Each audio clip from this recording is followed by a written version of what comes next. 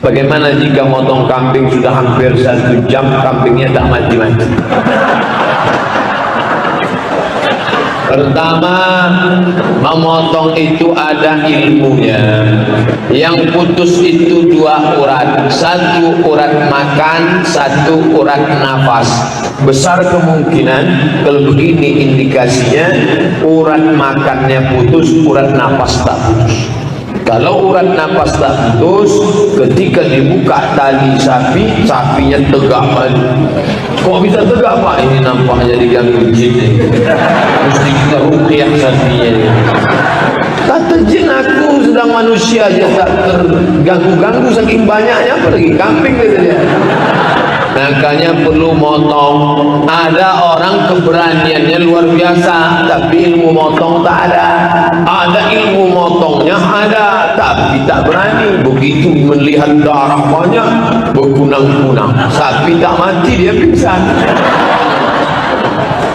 Maka jangan coba-coba, latihan dulu. Saya golok 2, 1 dikasih jamaah, 1 saya beli untuk persiapan Idul Fitri. Sampai sekarang tak pernah dipakai. Saya orangnya tak sampai hati, asal menengok kambing itu kasihan saya. Tapi kalau udah masak, tak pula boleh dekat. Apa pendapat Ustaz tentang sufi bernama Abu Yazid Al-Bistami? Ia pernah berkata, "Hai Tuhan, jadikan tubuhku selebar neraka dan sedalam ruang itu dan mengisinya sehingga tak ada orang lain yang masuk ke dalam sana." Nabi SAW punya sahabat bernama Sayyidina Abu Bakar. Dari Abu Bakar turun kepada Al-Imam Salman Al-Farisi. Dari Salman Al-Farisi turun kepada Al-Qasim. Dari Al-Qasim turun kepada Abu Yazid Al-Bistami menurut tarekat Naqsyabandiyah yang didirikan, dibentuk, dipopulerkan oleh Syekh Bahauddin An-Naqsyabandi. Abu Yazid Bistami namanya Taifur bin Isa, ada dalam silsilah Naqsyabandiyah. Ungkapan-ungkapan ulama tasawuf yang keluar dari syariat disebut dengan syafaat. Syafaat tidak bisa dipahami secara tekstual, karena boleh jadi kalimat itu keluar ketika dia dalam keadaan fana.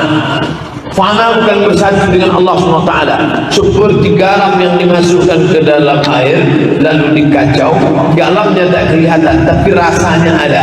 Oleh sebab itu ada orang yang tiba-tiba keluar dari mulutnya kalimat yang tak bisa dipahami. Alal haq, alal haq, aku Tuhan. Oh, kafir, pancung kepala dia. Tidak, dia sedang larut. Ngawur itu Ustaz Somad itu apa itu? Orang kalau sudah jatuh cinta maka akan keluar dari mulutnya kata-kata yang tak masuk akal. Apa katanya? Adinda lautan kan kusuburangi, bukit kan kudaki. Itu tak masuk akal. Gimana nyeberangi laut? Itu kan tidak rasional.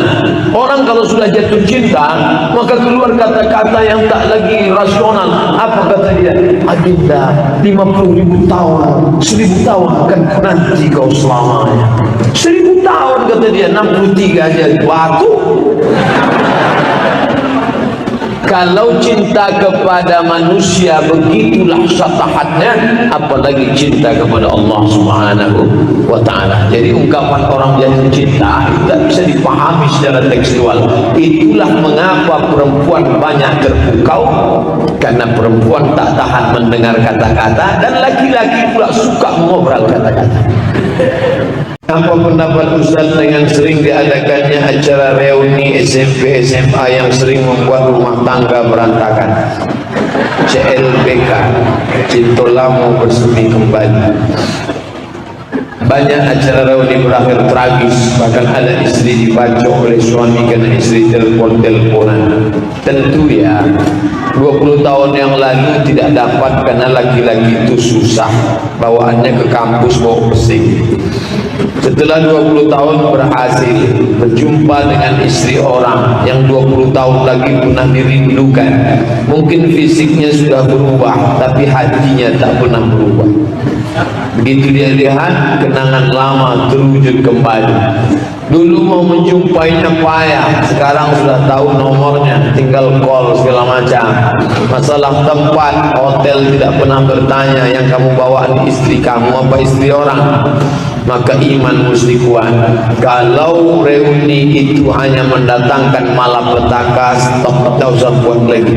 Kalaupun mau buat, suami bawa istri, istri bawa suami, menutup aurat, tidak melakukan perbuatan maksiat, hanya murni silaturahim. Tapi apa yang kita buat? Dalam beberapa saya isi kajian reuni, selalu saya sampaikan, Bapak Ibu tamat SMA 1, SMP 1, reuni sekolah, selesai ini kalian akan buat apa?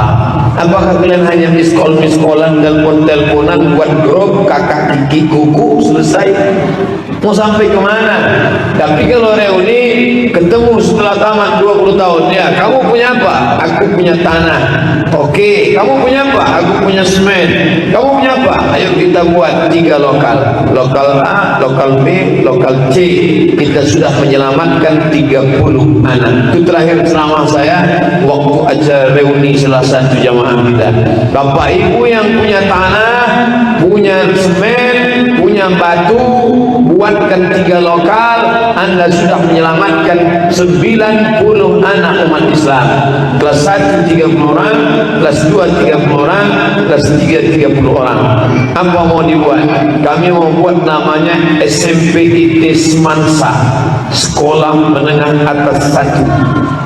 SMP IT Nostalgia Masa Lalu, SMP IT No CLBK, terserah. Tapi ada yang dilakukan setelah itu, menjadi wadah untuk menjadi ukhuwah Islamiyah. Tapi kalau hanya berakhir dengan foto, update status, bertanya, na'udzubillah, itu hanya ajang perbuatan maksiat dan kita hanya menjadi korban, na'udzubillah. Saya seorang istri yang sudah tahan dengan Allah, menutup aurat, sholat. Kenapa saya masih punya keinginan selingkuh dan masih mencari perhatian laki-laki, terutama dengan saya? Saya juga masih meladeni mantan, bahkan pernah ketemu rahasia. Padahal suami saya orang baik dan tak macam-macam, tapi saya kadang merasa jijik melihat suami saya. Apakah ini yang berlaku pada saya? Jika engkau sedang bermain api dengan yang haram bagimu, maka yang halal depanmu akan membuatmu jijik. Apakah ini pengaruh? Bisa jadi ibu kena pelet, setan sedang bekerja. Oh, kalau gitu setan salah. Setan tak salah, itu memang sudah SOS, standar operasional setan. Jangan salahkan setan. Kalau setan itu berhenti beri kerjanya, itu namanya setan soleh.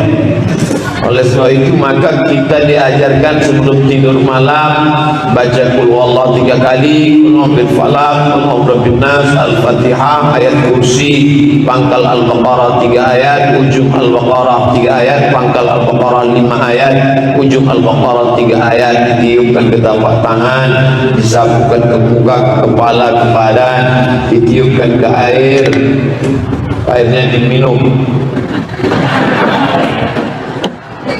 mengusir. Dalam mazhab Syafi'i, wa yusannul adzan li ghairi shalah, dianjurkan mengumandangkan azan selain salat. Azan bukan untuk salat saja, diantaranya lil masrur, untuk orang yang diganggu setan.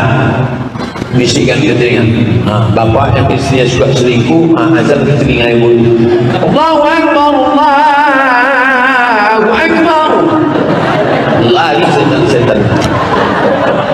Kalau setelah dilakukan ruqyah, mungkin laki-laki itu jahat, disantetnya, dipeletnya, bisa jadi.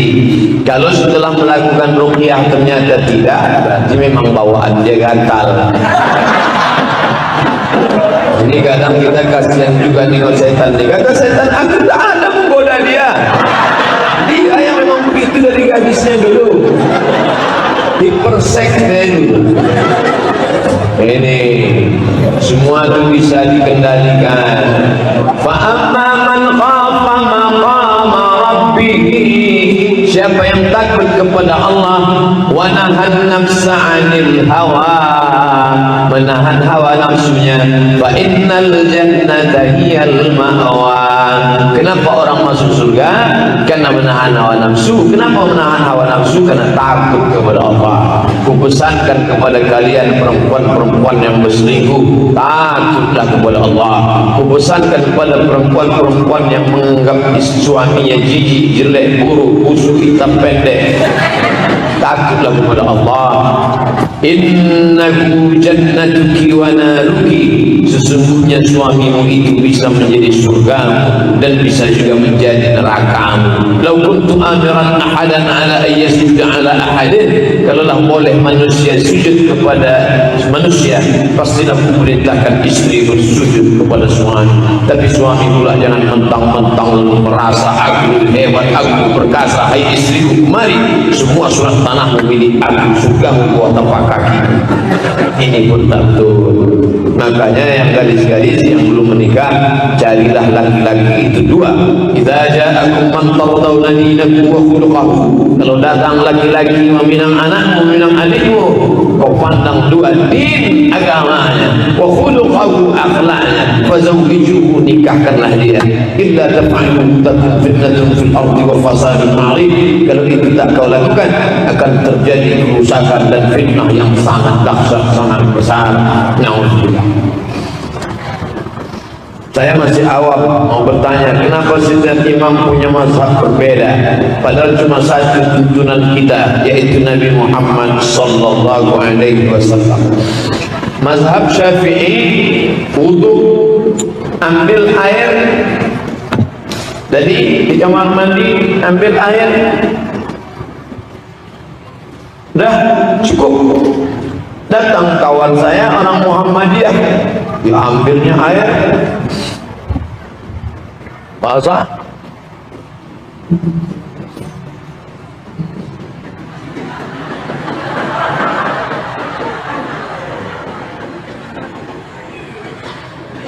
Nabinya berapa Pak Ustaz? Apa ada Nabi NU sama Nabi Muhammadiyah? Nabinya satu, Nabi Muhammad sallallahu alaihi wasallam. Tapi dalam meriwayatkan tentang wudhu Nabi ada beberapa riwayat.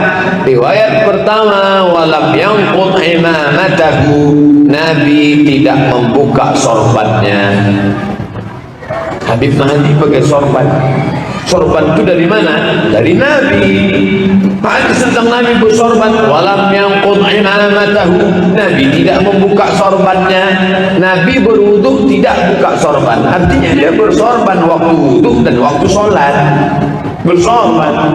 Sekarang ada orang ngejek-ngejek sorban, ini orang nggak kenal Nabi.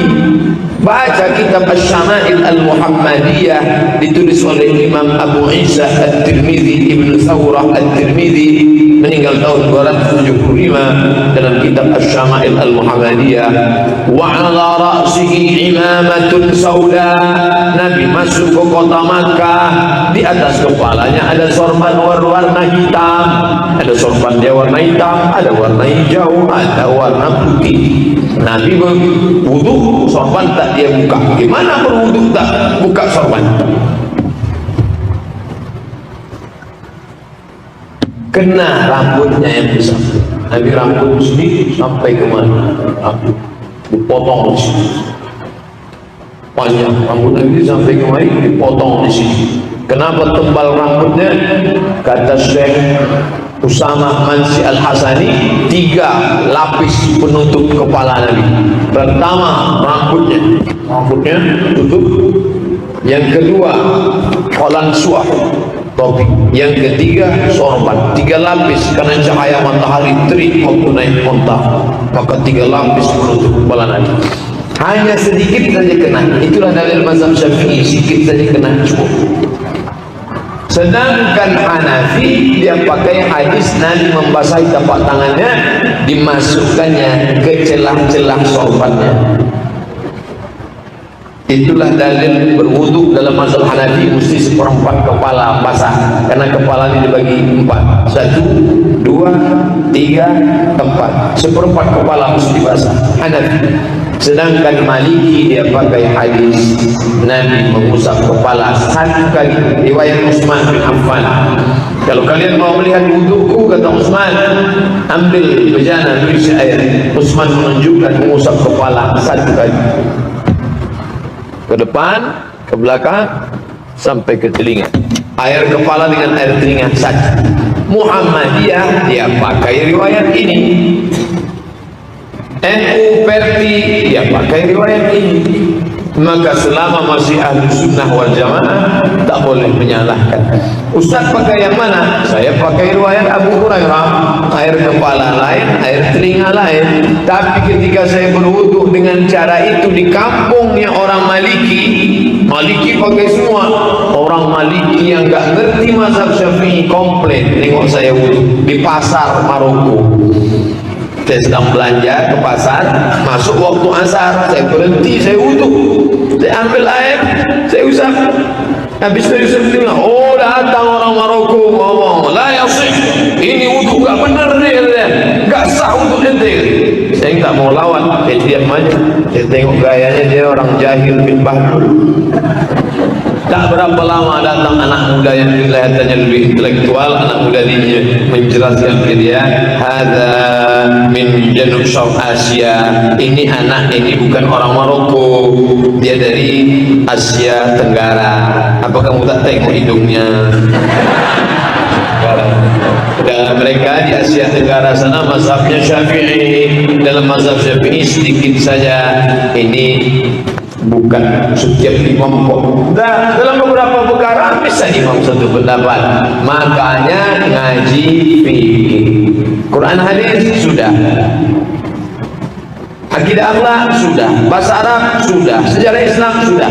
Fikih yang dikaji fikih perbandingan mazhab, tapi tetap menekankan mazhab Syafi'i. Menurut mazhab Syafi'i begini, tapi menurut Hanafi begini, Maliki begini, Hambali begini, supaya orang mengerti. Hadirkan ustaznya dari maghrib ke isya 45 menit, singkat tapi selesai.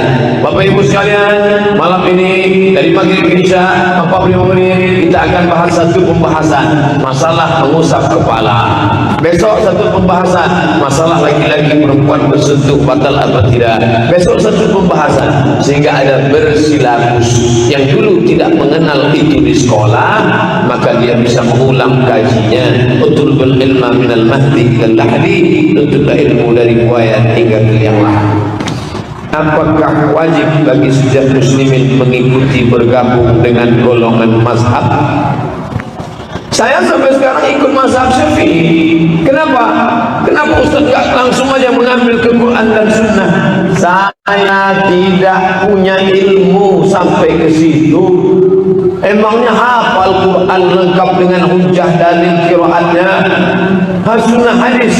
Memangnya hafal hadis Sahih Bukhari isinya 7.275 hadis, diringkas lagi oleh Syekh Muhammad Fuad Abdul Baqi menjadi 2.000 hadis, diringkas lagi menjadi kitab Riyadhus Shalihin dikutip dari sana, diperkecil lagi oleh Imam Nawawi 40 hadis, dibuat pertemuan 16 tatap muka 2 SKS, potong mid semester, potong ujian semester, potong pertemuan pertama tinggal 13, cabut 3 kali tinggal 10.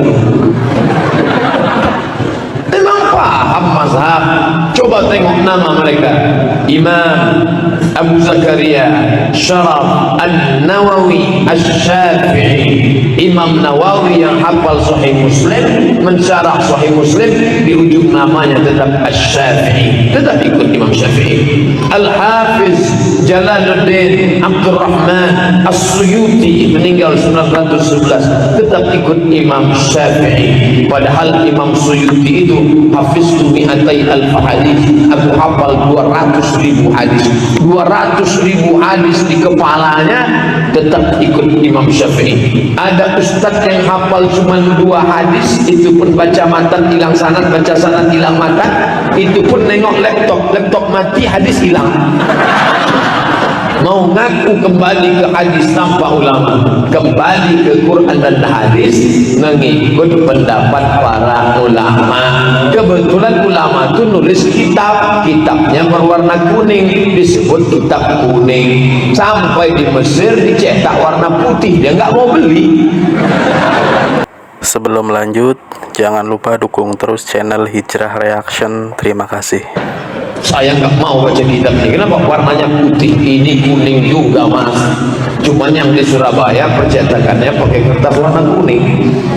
Ustaz, apakah mengucapkan la ilaha illallah saat akhir kehidupan itu satu-satunya tanda husnul khatimah? Jika tidak bisa mengucapkannya bagaimana? Jika diucapkan dalam hati bolehkah? Karena saya sering sebagai dokter jarang, bahkan tak pernah menjumpai pasien yang sakaratul maut di hadapan saya mengucapkan hal tersebut. Susah sekali walaupun sudah dibimbing. Kita tidak bisa melihatnya karena lidahnya tidak lagi bisa. Lidahnya memendek, tertarik ke dalam, dan kita memang tidak disuruh untuk meneliti. Jangan nanti direkam MP3. Bisikkan ke telinga sebelah kanan, afdhaluz zikri fa'alab laqinu mautakum, talqinkan orang meninggal di antara kamu telinga sebelah kanan. Yang berbisik satu orang saja, la ilaha illallah.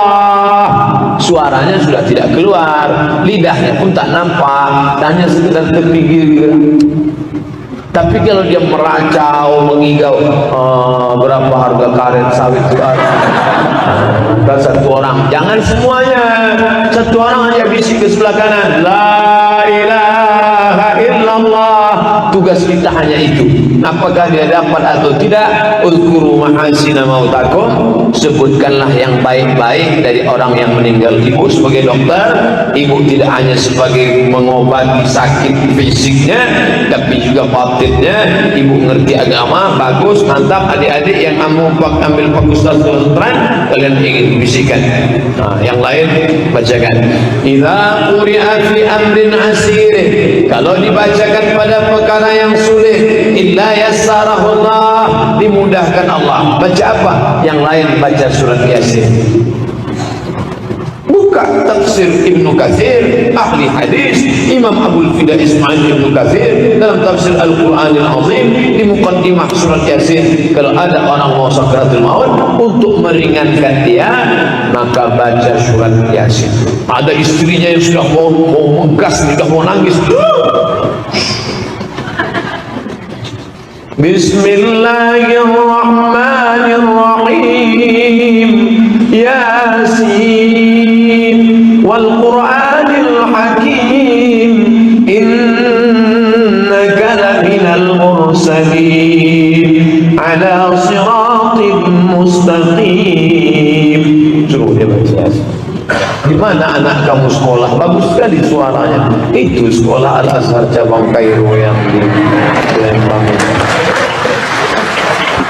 Tapi dia dokter, dia tidak qari'ah, dia tidak MTQ, tapi dia dokter. Tapi baca Qurannya mantap, jilbabnya panjang, wajahnya berkilau cahaya, bukan karena bedaknya 2 inci, tapi karena inner beauty, kecantikan dari dalam. Masuk dia ke ruang pasien, jualnya jarum suntik. Ibu sakit, selawat ya bu. Salatullah salamullah ala taha rasulillah. Gak terasa ya gitu. Jadi tidak mesti anak kita jadi ustazah. Saya nggak mau lah anak saya jadi ustaz, nanti kurus macam Ustaz Somad. Gak mesti. Apakah itu tanda-tandanya satu-satu husnul khatimah? Tidak. Di antara tanda husnul khatimah meninggal hari Jumat. Man mata yaumal jumu'ati uqiya min azabil qabri. Di antara meninggal husnul khatimah adalah orang yang sakit perut. Sakit perutnya juga karena makan yang halal, bukan karena minum kamput 3 botol. meninggal dunia karena kebakaran, menyelamatkan sekolah yang terbakar masuk dia, meninggal dunia karena gharib, tenggelam, termasuk mati syahid. Di antaranya juga yang ketika wajahnya tersenyum. Kenapa wajahnya tersenyum? Karena ketika dia menjelang sakaratul maut, malaikat mengepakkan sayapnya, nampaknya tempat dia di surga. Begitu malaikat mengepakkan sayap, matanya melihat blok C nomor 15. Sana tempat senyum dia, meninggal dalam keadaan tersenyum. Di antaranya juga al-irqu 'alal jabin, keringat di atas jabin, ada keringat. Kenapa bisa berkeringat? Dijelaskan, biasanya orang kalau tersipu malu dia berkeringat. Orang yang malu atau grogi dia berkeringat. Kenapa orang yang sakaratul maut meninggal itu ada berkeringat? Saking malunya dia tidak layak masuk ke dalam surga karena dosanya banyak, karena pahalanya sedikit, tapi dia sudah melihat tempatnya, malu dia kepada Allah sampai berkeringat. Itu di antara syarah para ulama.